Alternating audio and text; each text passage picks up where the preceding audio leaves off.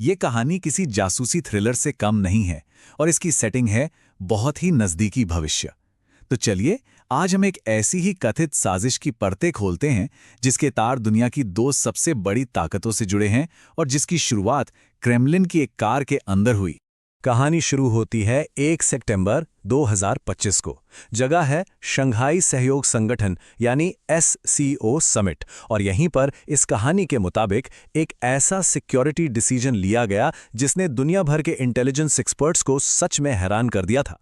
बताया जाता है कि जैसे ही प्रधानमंत्री मोदी अपनी गाड़ी की तरफ बढ़े, रूसी सुरक्षा ने अचानक उनका रास्ता बदल दिया और उन्हें सीधे राष्ट्रपति पुतिन की लिमोजीन में ले जाया गया। ये एक बहुत ही अनएक्सपेक्टेड और चौंकाने वाला मूव था। तो इस कहानी के मुताबिक ये दोस्ती दिखाने का कोई तरीका नहीं था, बल्कि एक बहुत ही जरूरी काउंटर ऑपरेशन का पहला कदम था। कार के अंदर का माहौल बेहद तनावपूर्ण था और वक्त तेजी से निकल रहा था।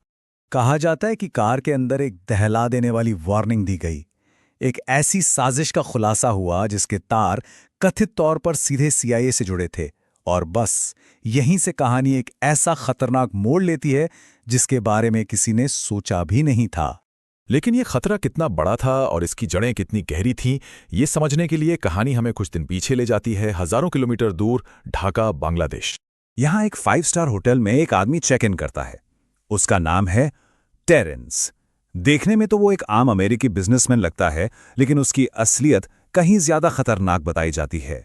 अब देखिए, कहानी इस किरदार को किसी मामूली एजेंट की तरह पेश नहीं करती, बल्कि टेरेंस को एक ऐसे सोफिस्टिकेटेड ऑपरेशन का मास्टरमाइंड बताया गया है जिसे एक आतंकवादी हमले की शक्ल देने के लिए डिजाइन किया गया था, ताकि असली गुनहगारों पर कभी किसी को शक ही ना हो। तो सवाल ये है कि इतनी बड़ी साजिश का पता चला कैसे? कहानी के मुताबिक ये कोई इत्तेफाक नहीं था। इसे उजागर करने के पीछे दो देशों का एक पावरफुल इंटेलिजेंस अलायंस था जो पर्दे के पीछे काम कर रहा था।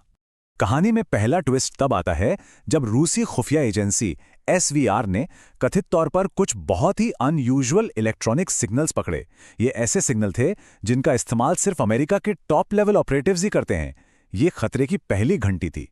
तो जैसे ही ये जानकारी मिलती है, एक बहुत ही साफ और सीधी योजना बनाई जाती है। स्ट्रैटेजी बिल्कुल क्लियर थी।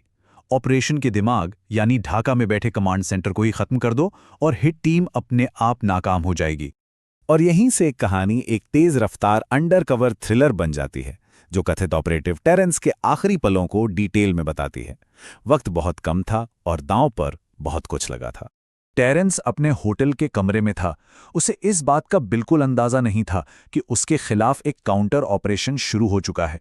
वो अपने मिशन के अगले फेज की तैयारी कर रहा था और उसे पता भी नहीं था कि शिकारी खुद शिकार बनने वाला है। अब उसको रास्ते से हटाने का जो तरीका चुना गया वो एकदम खामोश था, ऐसा कि कोई सुराग ही न बचे। जासूसी की दुनिया का एक क्लासिक मूव। दावा किया जाता है कि टेरेंस के ड्रिंक में एक केमिकल एजेंट मिलाया गया जिसने कुछ ही सेकंड्स में उसका नर्वस सिस्टम बंद कर दिया। बिना एक गोली चले, बिना कोई आवाज हुए उसे हमेशा के लिए खामोश कर दिया गया। मिशन पूरा हो गया था। और यहीं पर कहानी में एक बहुत बड़ा कॉन्ट्राडिक्शन आता है। एक तरफ है कथित सीक्रेट क्लीन अप ऑपरेशन और दूसरी तरफ है अमेरिका के ऑफिशियल बयान जो इन सभी दावों को सिरे से खारिज करते हैं। सच क्या है, ये रहस्य की परतों में कहीं दबा हुआ है। अब कहानी का फोकस जासूसी की दुनिया से हटकर पब्लिक डोमेन में आता है और उन कथित सिग्नल्स को एनालाइज करती है जो इस घटना के बाद भेजे गए थे। पहली नजर में ये एक आम सा बयान लगता है ना?